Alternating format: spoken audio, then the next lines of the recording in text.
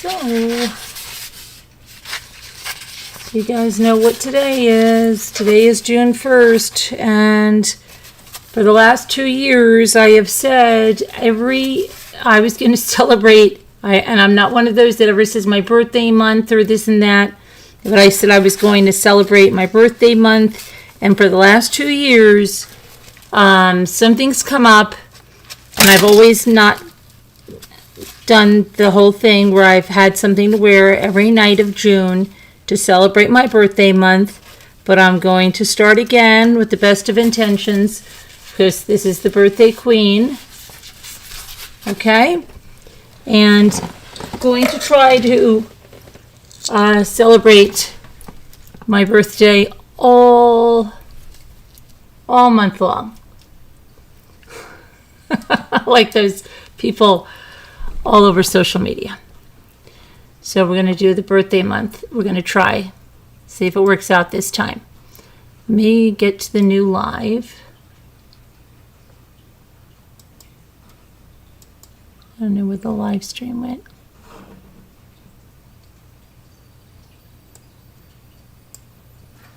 Here we go.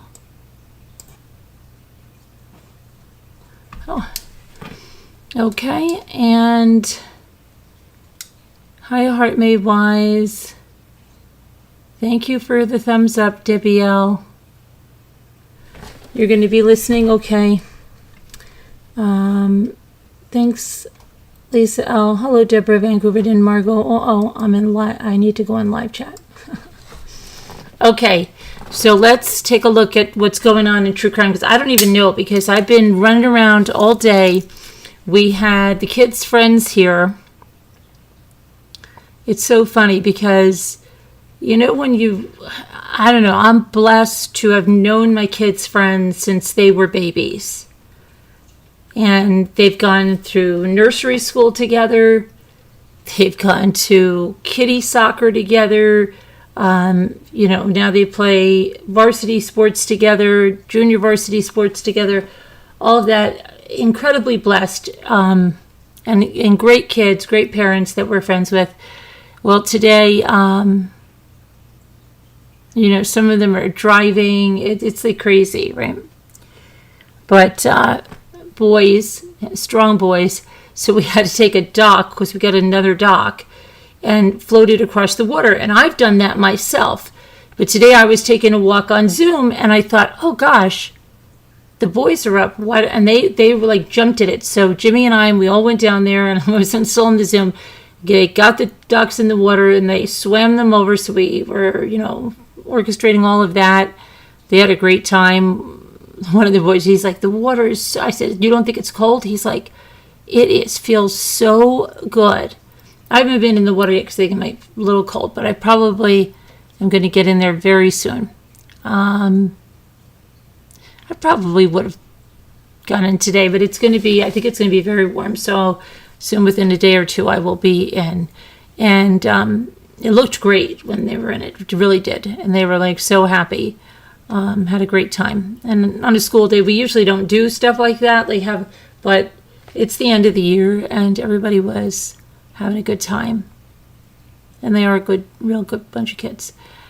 Now, we did have a tragedy in our surrounding area, and there's still information that we're learning on this, and it's something where two cousins, a 22-year-old guy and a 14-year-old girl, were walking on the early morning of Memorial Day, so like that Sunday night going into Monday, the 3 a.m., Why they were walking there, we don't know. Nobody really knows, okay? There was a 25-year-old woman that was driving on that road, and she hit both of them and killed them. And so she called 911. You know, it wasn't like a hit and run and stuff like that where she was she called 911, and, you know, I haven't heard any reports of her being intoxicated or anything. So it's just, yeah, so we're dealing with that in the area, which is really shocking. Very tragic and sad, and first for the families and everything, but so we're dealing with that. And What was I going to say? June 1st. All right, let's go and see what's going on. Oh, and I told you about the whole debacle with the Letitia Stout discovery, okay? It's a racket over there because they are saying it's 70 hours billed at like $33.85, or I forget what the amount is. It's the maximum that in Colorado that someone can bill for the Colorado Open Records Act, the CORA. Okay? It's not like the FOIA. It's like the FOIA, but they call it the CORA in Colorado. Now, never in my life have I had a price tag attached to discovery of $2,350.60. Please don't forget the 60 cents.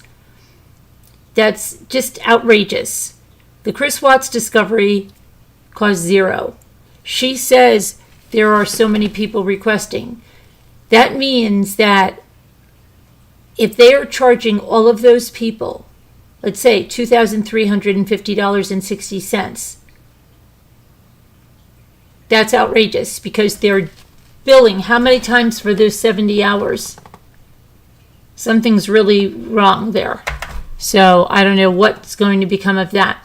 It's a drop in the bucket for CBS News or NBC News, Dateline, but for a podcast, for a channel, that's a lot of money to put out, $2,350, right? So we have to see what we're going to do about getting that, because that's just crazy, and that's what we've been waiting for. So we'll see how that goes. Let me get to the...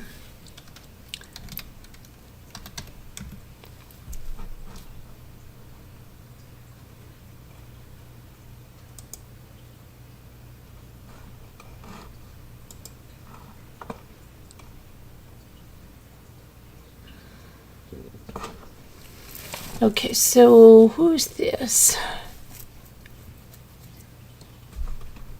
Who is actor Danny Masterson?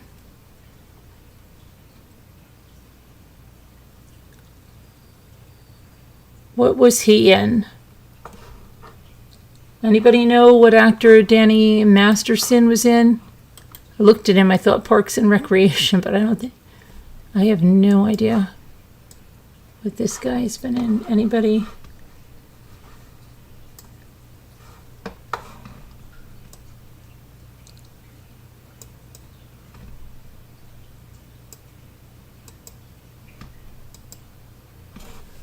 So, breaking news. Oh, I'm sorry. It's That 70s Show. Who did he play in That 70s Show?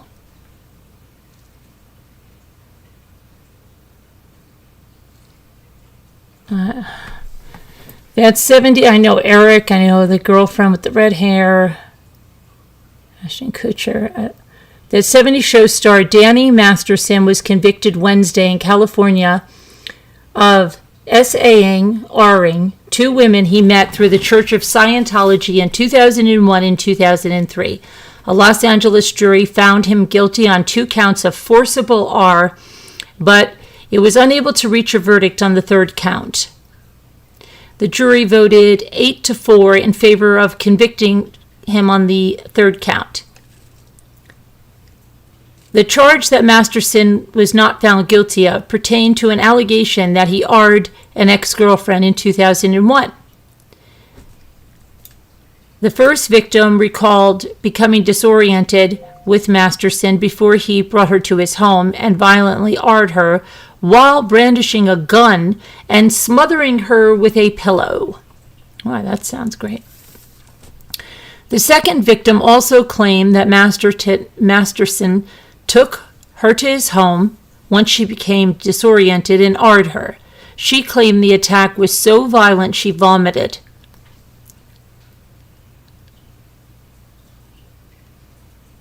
This is his 2nd time standing trial for these charges. The first trial ended late last year with a hung jury. Masterson faces 30 years to life.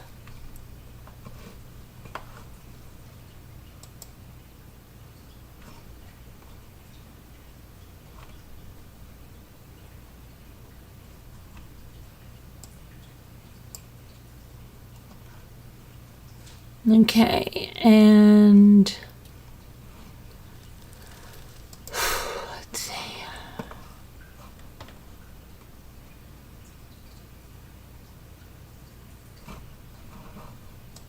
Okay, we have some Jordan Vandersloot news.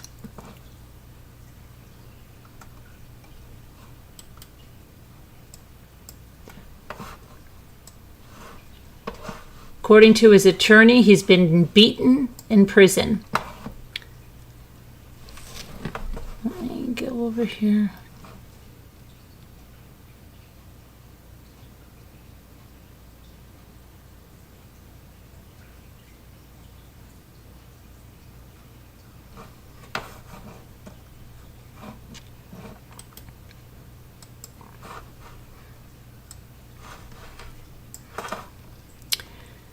Jordan Vandersloot, the prime suspect in Natalie Holloway's 2005 disappearance, has been beaten in a Peruvian prison, according to his lawyer.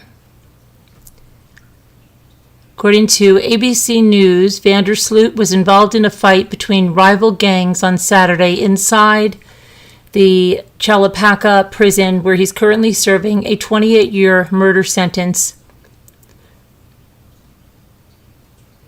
And this is from his defense attorney, Maximo Altez, who says, now Vandersloot is receiving treatment in the prison's medical wing. He added that his injuries are nothing too serious. The attorney said he doesn't think the attack had anything to do with Vandersloot's upcoming extradition to the United States for the Holloway case. In 2005, Natalie Holloway, 18 at the time, was reportedly last seen leaving a bar in Aruba with Vandersloot, who was also 18 at the time. She has never been found. In 2012, a judge in Alabama declared her legally dead. The extradition stems from claims that Vandersloot bilked Holloway's mother, Beth Holloway, out of $25,100 Beth paid Vandersloot in 2010 for details about the location of her daughter's remains. But investigators said Vandersloot gave false information and failed to honor his promise. He was later indicted by a U.S. grand jury. Altez said that he initially opposed the extradition but decided against it and intends to travel to the United States to contest the charges.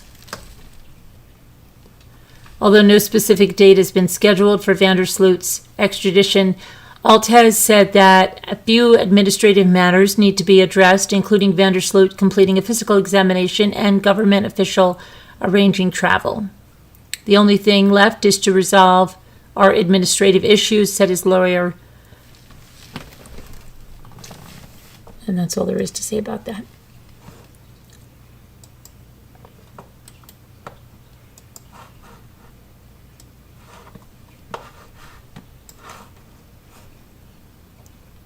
Okay. A recent Louisiana high school graduate who disappeared after leaping off of a cruise ship in the Bahamas could have potentially been met by sharks in the water.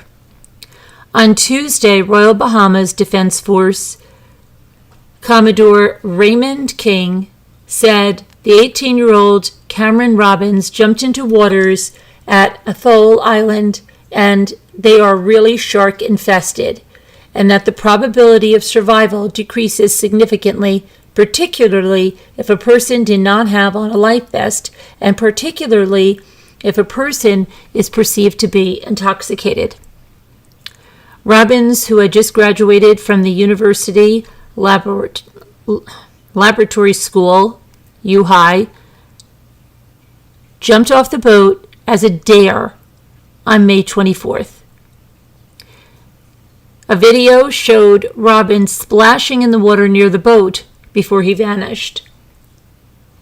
At the time, Robbins and students from other schools were on a graduation trip at the Atlantis Paradise Island in Nassau. The group had arrived on the island only a few hours before the boat excursion. The video captured in the aftermath of the jump shows Cameron ignoring pleas from onlookers to seize a buoy and swim in the opposite direction. Social media users surmised that a reflection near the boat's hull could have potentially been a shark that frightened him away.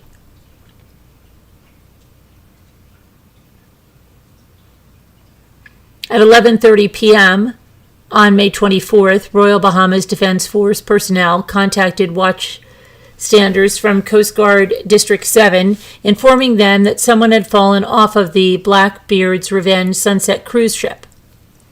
According to a witness, crews made multiple unsuccessful attempts to locate Robbins as the boat, resembling a pirate ship, stayed in the area for several hours. On Friday, the U.S. Coast Guard called the search off. U-High baseball coach Justin Morgan issued a statement following the tragedy. Cameron is a kid who is truly loved by his teammates, teachers, and fellow classmates. He is a fierce competitor on the baseball field. He's a hard worker, both on and off the playing field. Our school community is struggling right now, but hoping for the very best. Our thoughts and prayers have been and will remain with the Robbins family during this difficult time.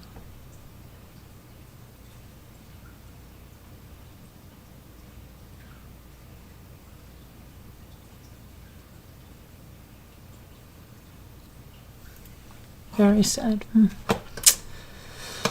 Oh my gosh. Okay.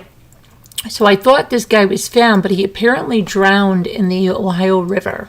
This escaped convict whose body was found. So he was found, but he was found in the Ohio River and he drowned. Preliminary autopsy results say that Bradley Gillespie and James Lee, 47, escaped the Allen Oakwood Correctional Institution near Lima, Ohio last week, sparking an all-out manhunt for the two. James Lee was serving time for burglary and breaking and entry, while Gillespie was a convicted double murderer. Police in Henderson, Kentucky, some 350 miles from Lima, spotted the pair in a stolen car on Wednesday, and they tried unsuccessfully to pull them over.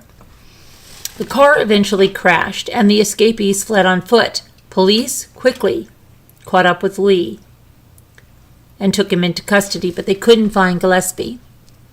Investigators said they found a piece of Gillespie's clothing at Hayes boat ramp in Henderson, and that's where they believe he likely went into the water before he was found on Sunday. My experience with drownings in the past is normally where the body comes up, it's pretty close to where they go in the water, said the Henderson Police Lieutenant John Nevels.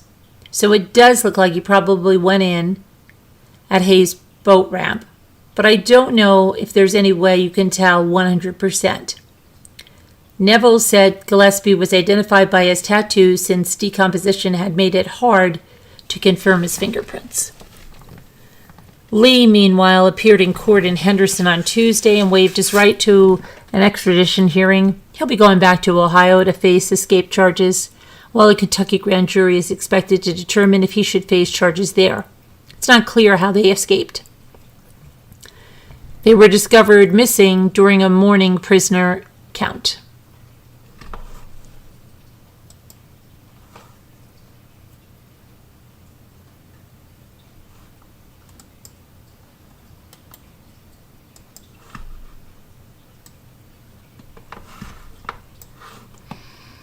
A Florida man ended an argument with another man over the weekend by pouring gasoline over the other man and lighting him on fire.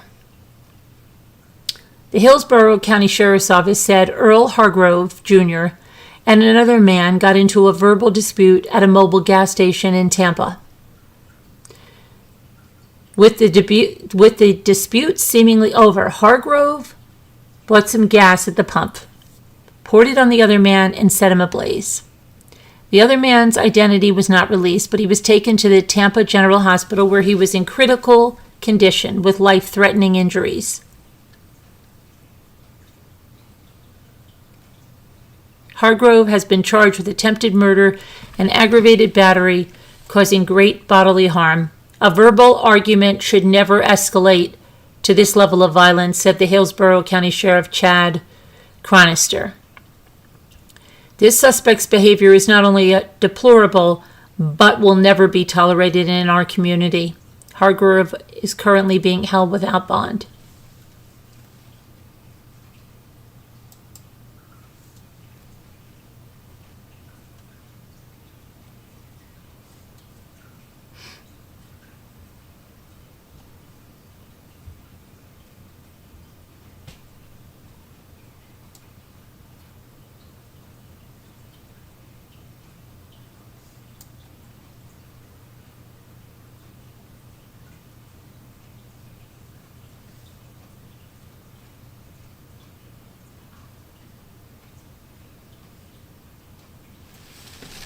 Was kidnapped a year ago.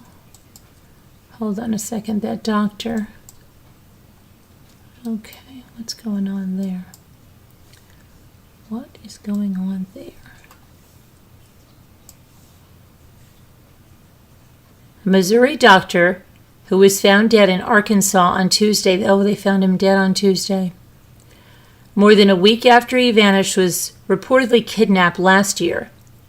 John Forsyth's brother said that Forsyth was kidnapped and released during the February 2022 incident. He said his brother never filed a police report because he was still fearful for his safety. It was cold. He was zip-tied. He was made to feel very unsafe and taken on a car ride with some people to a bridge, and he was threatened, said his brother. Benton County Police said that Forsyth was found shot in Beaver Lake, Arkansas on Tuesday. The lake's about an hour from where Forsyth was last seen on May 21st. Officials have not disclosed where on his body he was shot. Forsyth's unlocked car was found abandoned at Cassville Aquatic Park in Missouri. After he was a no-show for a shift at Mercy Hospital, a mile away from the park, the doctor never missed a shift or was late in 15 years that he worked at the hospital.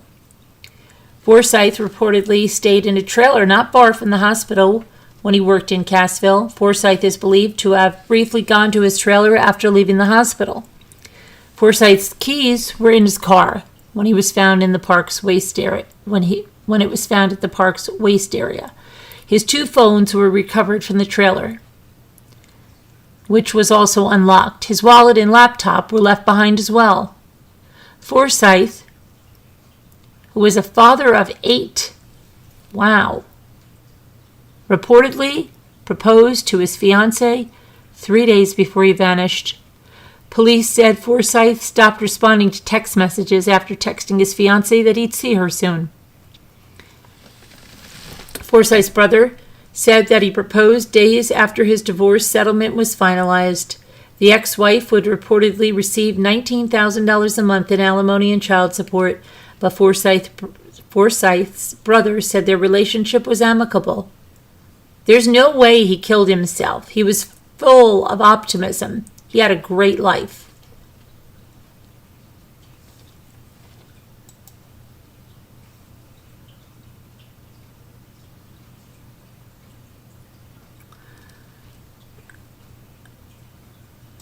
Okay, let's see this now. And then we're going to look into this John Forsyth thing in a minute. So, a South Carolina court issued an order Friday after it accidentally provided crime scene photos of Paul and Maggie Murdaugh's 2021 murders to Netflix. On Friday, Judge Newman ordered that some video evidence from Alex Murdaugh's double murder trial cannot be released to the public. A court official explained that unredacted body cam footage from the Colton County Sheriff's Office deputies Daniel Green and Chad McDowell was not sealed when it was inventoried during Alex's trial. Apparently, the video should have been sealed, as they captured glimpses of the grisly crime scene.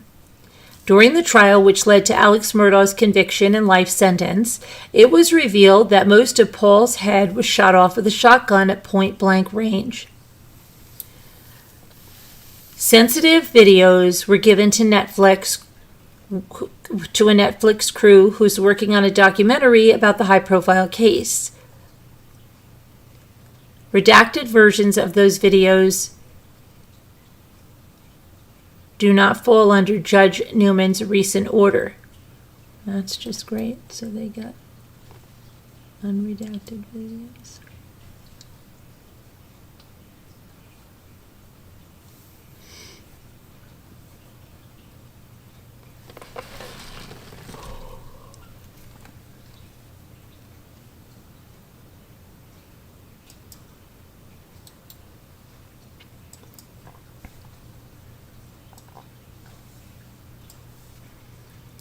Police in Florida identified a woman who was found dead and wrapped in plastic in a steamer trunk in 1969.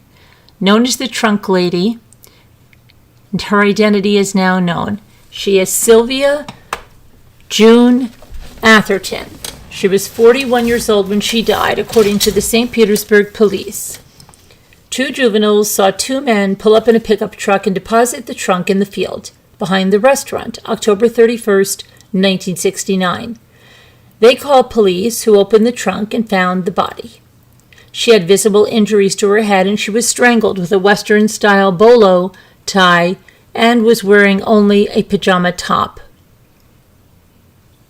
The body was eventually buried as Jane Doe in Memorial Park Cemetery, and the mystery deepened as time went on. Earlier this year, a detective found an original sample of the Trunk Lady's hair and skin taken during the initial autopsy. He sent it off to the DNA lab, which produced a profile that led to one of her children, Cyllen Gates, who was 9 years old in 1969. Gates, who now lives in California, told detectives that her mother left Tucson, Arizona with her husband, Stuart Brown, 5-year-old daughter Kimberly Ann Brown, adult son Gary Sullivan, adult daughter Donna Lyndhurst, and Donna's husband, David Lyndhurst, and went to Chicago. Gates and an 11-year-old brother were left behind with their father from a previous marriage.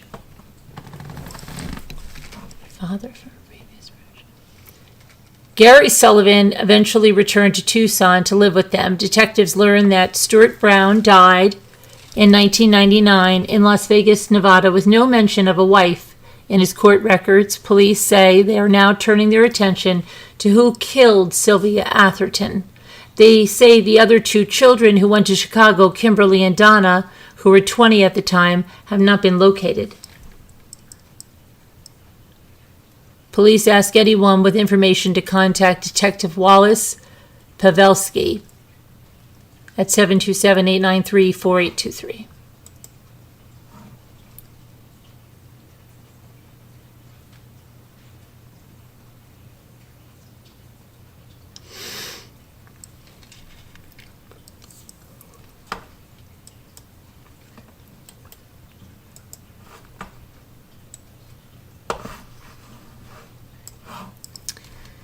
So on Wednesday, convicted double murderer Alex Murdaugh appeared in a South Carolina court and pled not guilty to a host of federal charges related to financial crimes he admitted to during his murder trial.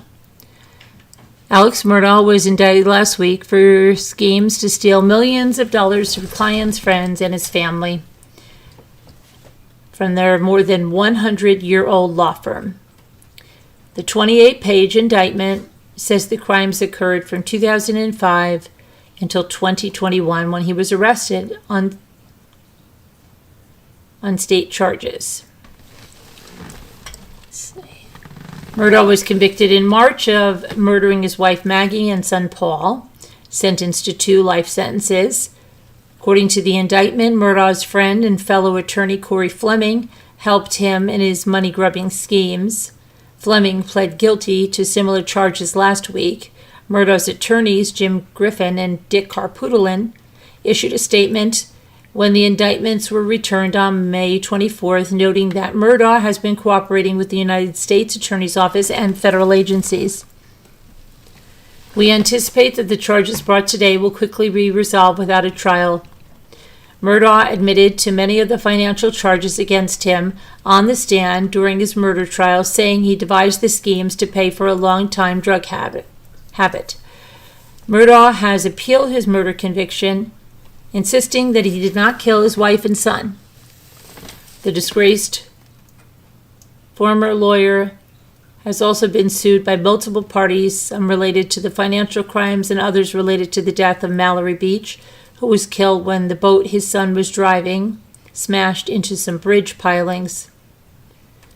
Alex Murdaugh's attorneys tried to convince the jury that Maggie and Paul were murdered because of the boat crash and not because of the financial crimes that were unraveling, as prosecutors alleged.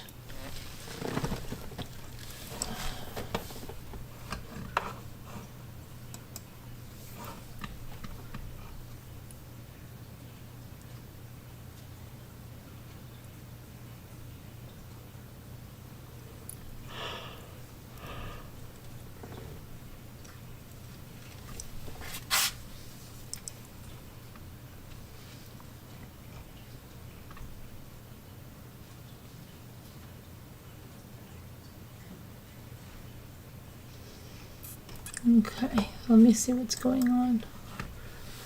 Okay, so Buchanan, everybody.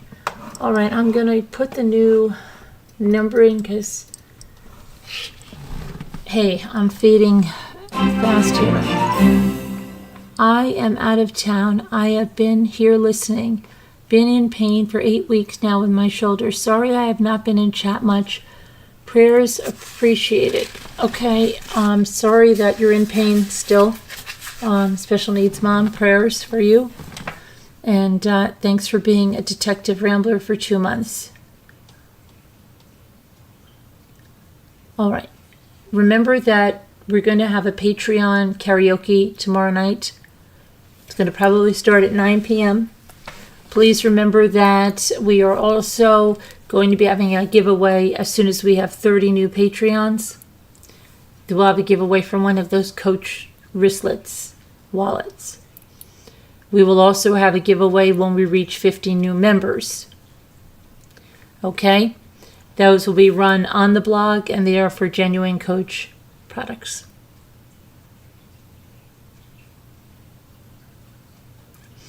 Hi, Heart Made Wise. Let me put the...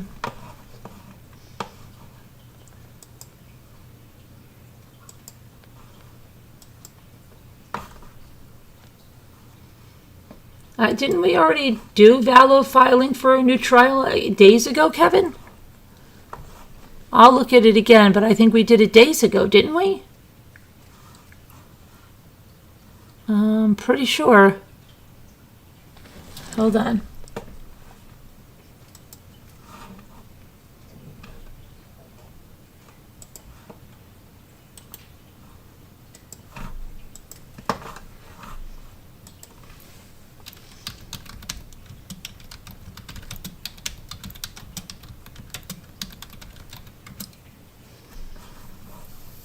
Five days ago, Kevin. Who in the chat remembers that we covered that days ago? On May 25th, Lori Vallow's defense attorneys, Jim Archibald and John Thomas, filed a motion in Fremont County Court asking for a new trial. In their motion, Archibald and Thomas cite an interview that East Idaho News conducted with a juror in the case days after the verdict. They said this interview makes it clear that jurors were confused about demonstrative evidence versus character evidence in the shooting of Charles Vallow, Lori Vallow's ex-husband, in Arizona on July 11, 2019. Lori Vallow has been indicted for conspiracy to commit murder in his death. The Arizona evidence was only admitted to the jury in order to show prior behavior and could not be used to make a decision on the Idaho charges. The juror tells reporter Nate Eaton in the interview, "We didn't consider this during our deliberations because it was clear to us the instructions were clear. Arizona evidence and testimony is only for demonstrative purposes." We went over this, Kevin. To confuse demonstrative evidence and character evidence is easy to do. Hence, the defense objections should have been sustained. The motion states, the defense writes that Eaton refers to body camera footage of Charles Vallow talking to police before he was shot by Alex Cox, Lori Vallow's brother, and the juror nods in agreement. The problem with this, says the defense, is that Charles Vallow's statement to law enforcement were not part of the evidence presented in the Idaho case.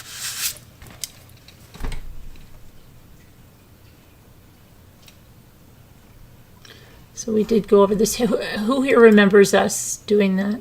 Anybody? You could have missed it.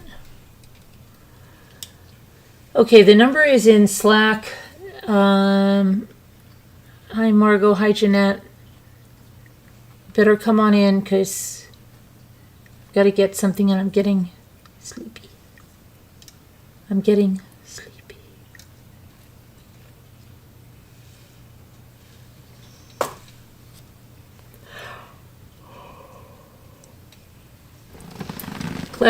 Kevin Keegan-Klein today is going to maintain his guilty plea sentencing reset for July 27th.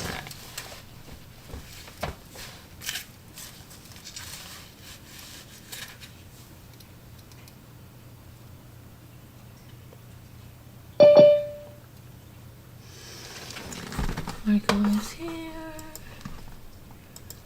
Margot is here. Hi, Margot. Hello. Hello. Okay, so June 1st. All right, I think I'm going to go. I am exhausted and it's I can't believe it. It's like 2:15. I've got to go to bed. I have a huge day tomorrow. So, first day of my birthday month. I've got to get going on stuff. All right, everybody, take care. Hi, Sensoria. I missed you in the auction. I didn't see you.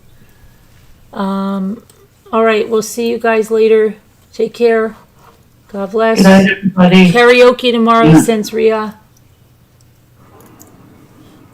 Good night, everybody. Love you guys. God bless.